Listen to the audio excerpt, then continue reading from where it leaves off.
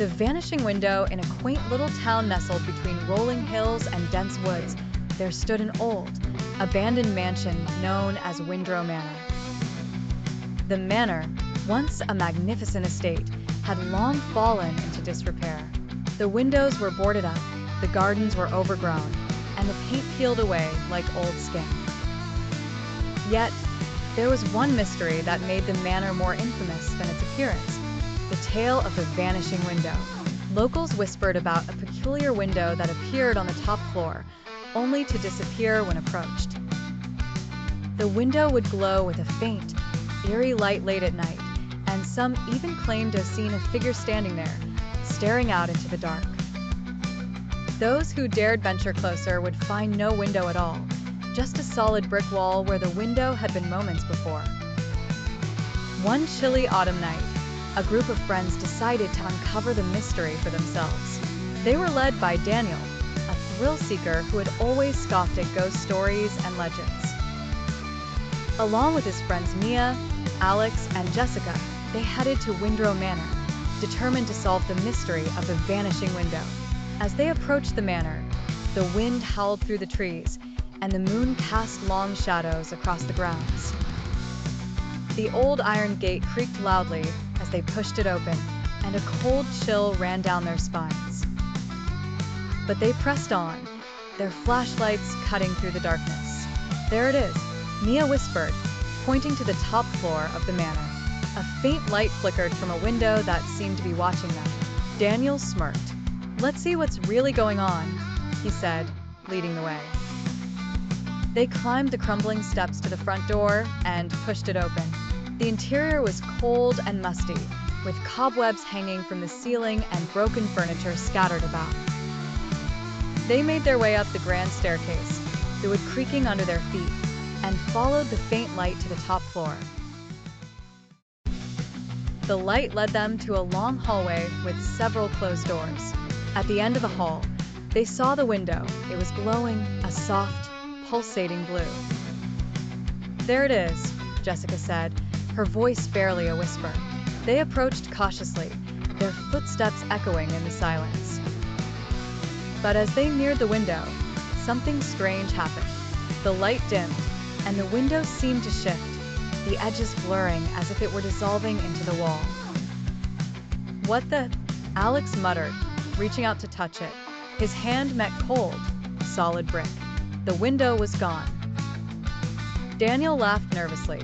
"Okay, that's weird, but there has to be an explanation," he said, searching the wall for any sign of a trick or hidden mechanism. Suddenly, they heard a soft, rhythmic tapping coming from behind them, like fingers drumming on a wooden surface. They turned to see one of the doors at the end of the hall slowly creaking open. A draft blew through, carrying a faint, whispering voice that none of them could quite understand. "Maybe we should leave," Mia suggested, her voice shaking. But Daniel, ever the skeptic, walked toward the open door. As he reached for the doorknob, a sudden gust slammed the door shut with a deafening bang, and the window reappeared, this time glowing brighter than before. The figure was there, silhouetted against the light.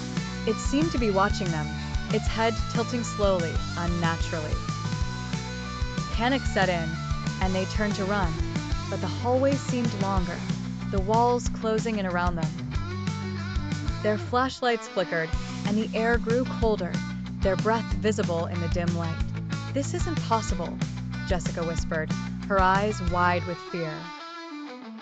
The window's glow grew brighter, and the figure began to move, stepping closer to the glass, its hand reaching out. The tapping grew louder, more insistent, and they could hear the faint whispering voice clearer now. "Help me, find me." They reached the stairs, but the door at the bottom slammed shut. Trapped, they turned back to see the window now inches away, impossibly close. The figure's face pressed against the glass, eyes wide and filled with sorrow. The whispering turned into a mournful wail. "Help me." Daniel, his fear giving way to a strange compulsion, stepped closer. "We have to help," he muttered, reaching out to the window. His fingers touched the glass, and it was ice cold. Suddenly, the glass shattered, and a blinding light filled the hall. The figure reached through, grabbing Daniel's wrist with a grip like iron. He screamed, and the others rushed to pull him back, but the figure pulled harder, dragging him toward the window. The air was filled with a deafening howl, and the room spun around them.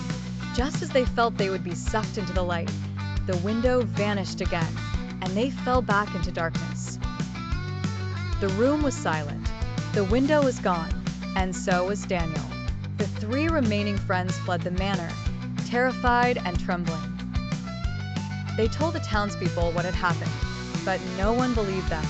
Daniel was never seen again, and Window Manor stood as it always had, dark and foreboding, with a window that appeared and disappeared, waiting for the next curious soul.